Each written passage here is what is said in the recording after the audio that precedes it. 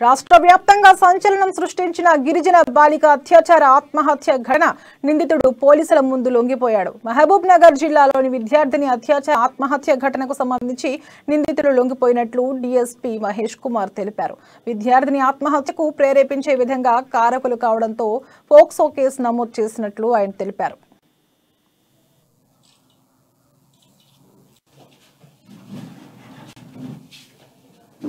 ఈ డిసెంబర్ 3వ తారీఖు ఉదయం 7:20 కేశానాయక్ తాండా ఈ తిరుమలగిరి విలేజ్ బాలనగర్ మండలంలో వస్తుంది. అంటే పోలీస్ స్టేషన్ రాజాపూర్ పిఎస్ లో వస్తుంది. ఆ తాండాకు చెందిన ఒక మైనర్ అమ్మాయి ఎస్టీ లంబాడ క్యాస్ట్ కు సంబంధించిన మైనర్ అమ్మాయిని ముందు రోజు డిసెంబర్ 2వ తారీఖు రోజు రాత్రి సమయంలో 11 గంటల ప్రాంతంలో ఒకతను నేరస్తుడైన ఈ A3 శివ చండమోని శివ అని చెప్పి అతను డిష్ ఆపరేట్ చేస్తాడు. అమ్మాయికి కొంచెం ఫ్రెండ్.